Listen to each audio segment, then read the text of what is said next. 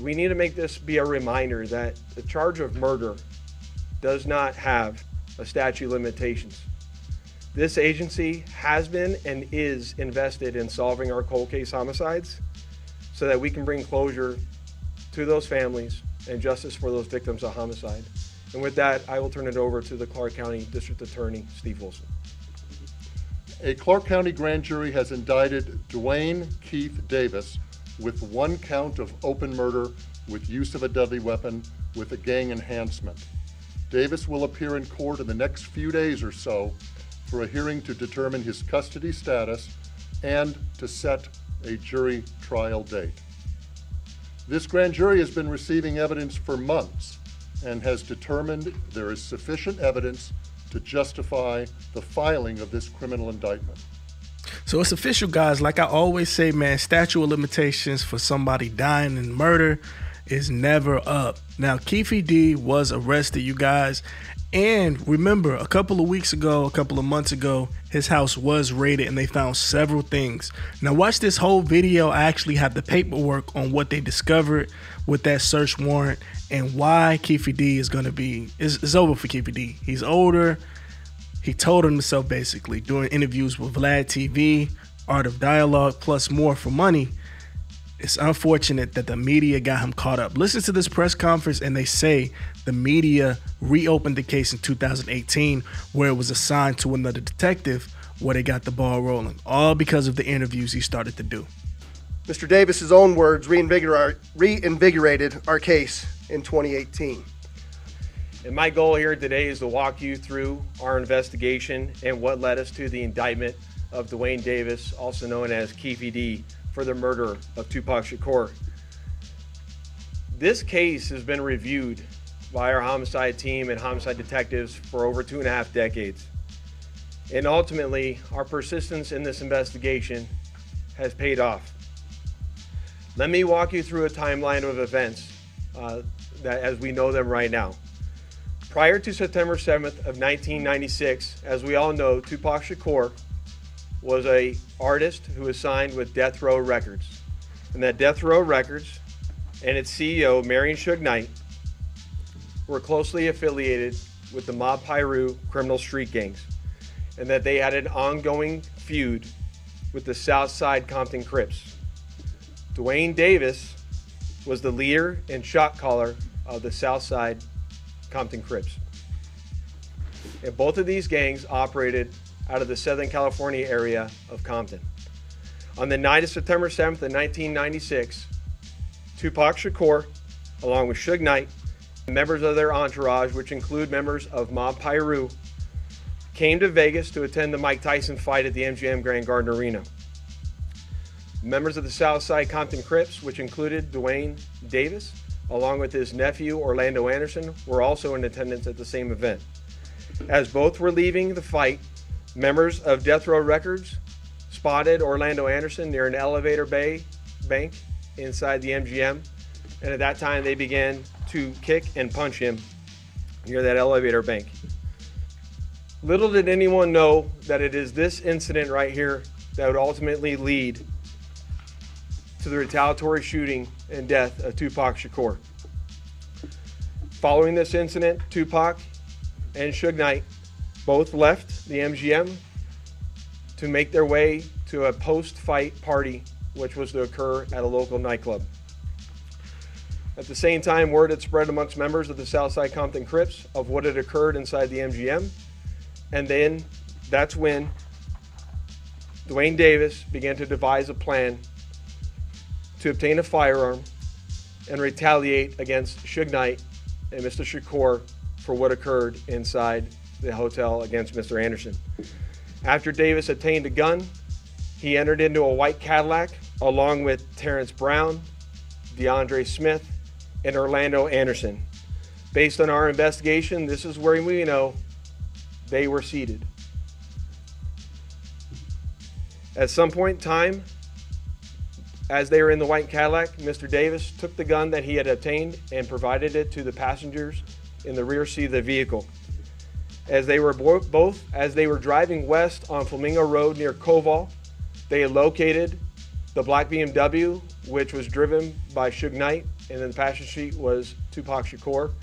And as they turned around, they pulled up near the passenger side of that vehicle and immediately began shooting at Mr. Knight and Mr. Shakur. Following that shooting, the white Cadillac fled the area southbound on Koval, and after our officers arrived on scene, Tupac was later transported to the University Medical Center, where he's treated medically and died approximately 6 days later on September 13th. Within the first few months of the investigation, our detectives knew most of the information I just briefed you on. However, we never had the necessary evidence to bring this case forward and present it for criminal charges. As time went on, this case had been reviewed multiple times by different investigators assigned to my section, but it wasn't until 2018 that this case was reinvigorated as additional information came to light related to this homicide.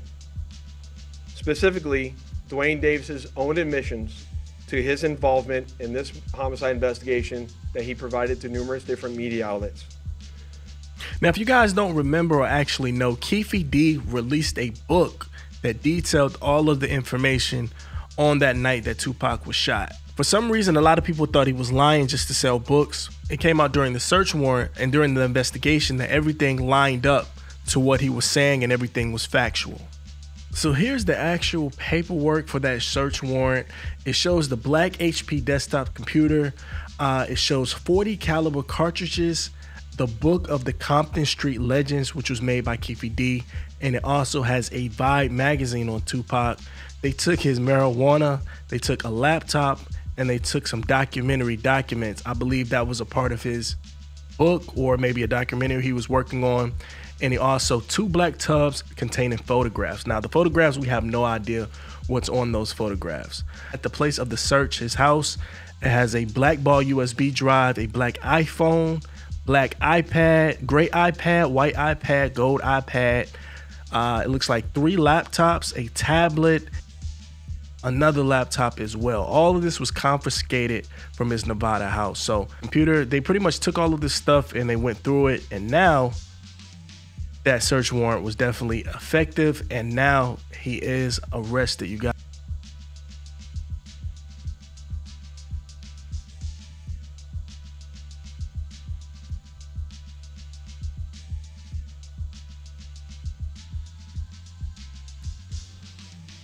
In our section, we knew at this time that this was likely our last time to take a run at this case to successfully solve this case and bring forth a criminal charge. It was at that time that this case was assigned to Cliff Mogg, a detective within my homicide section. And over the last 5 years, my section worked closely, hand in hand with the Clark County District Attorney's Office and followed a systematic investigative plan over the last 5 years. We've conducted countless interviews and corroborated numerous facts that were not only consistent with the crime scene on the night of the incident, but also corroborated and were consistent with the sequence of events that night. This ultimately led to us procuring a search warrant which was executed at Mr. Davis's residence in Henderson, Nevada. And following the execution of that search warrant, in close coordination with the District Attorney's Office, this case was presented to the grand jury, which ultimately led to Davis being indicted on charges of murder. We need to make this be a reminder that the charge of murder does not have a statute of limitations. This agency has been and is invested in solving our cold case homicides so that we can bring closure to those families and justice for those victims of homicide. And with that, I will turn it over to the Clark County District Attorney, Steve Wilson. A Clark County grand jury has indicted Dwayne Keefe Davis with 1 count of open murder with use of a deadly weapon with a gang enhancement. Davis will appear in court in the next few days or so for a hearing to determine his custody status and to set a jury trial date. This grand jury has been receiving evidence for months and has determined there is sufficient evidence to justify the filing of this criminal indictment. And that Keefe D is being charged with murder with a gang enhancement, of course, for the Compton Crips. I want to say this. A lot of people kept blaming Orlando Anderson, which he may be the shooter. But look, Tupac's one of his closest cousins, his blood relatives, was there at the shooting. And during the initial investigation, he said that it was a dark-skinned arm that actually went out the window to shoot Tupac. Now, I'm going to show this. You know, he's pretty much answering the questions. They said, could you see the arm of the shooter? He said it looked at dark. Now, if you guys know Orlando Anderson and you look at Keefe D is way darker than Orlando Anderson. So put two and two together. Keefe D may have been the shooter. This is official paperwork that was released during the initial investigation when Tupac was shot. So a lot of people were saying, oh no, he didn't do it. He was just in the car. Keefe D may have did it. This is the indictment we've been waiting almost 3 decades for. It spells out the facts and circumstances and what justifies a Clark County grand jury in returning an indictment. Justice will be served. Thank you.